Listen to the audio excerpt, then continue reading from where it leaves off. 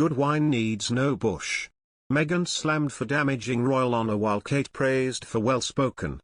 Speaking on the BBC's Princes and the Press, columnist and broadcaster Rachel Johnson said that the royal family is still part of a very patriarchal and hierarchical country. She suggested that some journalists prefer Kate because she is not political and doesn't open her mouth very much in public. She said, "There are women journalists, who basically say Kate is perfect, she's our English Rose.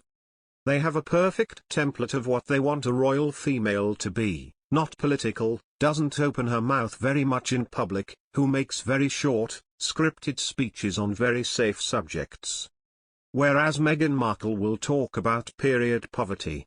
She will talk about racism. She will talk about female empowerment. These are trigger subjects in this country, where the royal family, despite being led by the Queen for 70-odd years, is still a very patriarchal, hierarchical country. Meghan Markle has recently faced controversy for speaking out against the lack of paid parental leave in the United States, writing a letter to Congress lobbying them to introduce the measure. She wrote, "Paid leave should be a national right, rather than a patchwork option limited to those whose employers have policies in place, or those who live in one of the few states where a leave program exists. If we're going to create a new era of family-first policies, let's make sure that includes a strong paid leave program for every American that's guaranteed, accessible, and encouraged without stigma or penalty."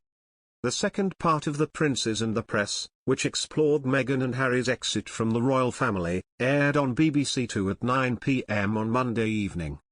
This comes after Prince Harry complained to the BBC over their proposed use of the word Megxit as the title of the episode.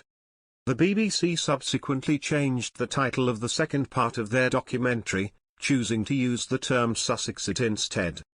The episode told the story of the circumstances around the decision of the Sussexes to step down from their senior royal roles. As well as comments from Ms. Johnson, the episode also saw the Duchess of Sussex's lawyer, Jenny Affier, hit back at bullying claims against the 40-year-old royal. She told the BBC documentary that there were massive inaccuracies in the claim that Meghan had bullied some of her staff. She said, "The overall allegation was that the Duchess of Sussex is guilty of bullying. The first thing is to be really clear about what bullying is. What bullying actually means is improperly using power deliberately and repeatedly to hurt someone physically or emotionally. The Duchess of Sussex has absolutely denied ever doing that. That said, she wouldn't want to negate anyone's personal experience." Prince Harry and Meghan Markle have been living in the United States for quite some time now, after moving to California in March 2020 as they stepped down as senior working members of the royal family, per the Los Angeles Times. However, despite their relocation and various trips, including returns to the UK and charity events in New York City, they themselves haven't been visited by the other members of the royal family.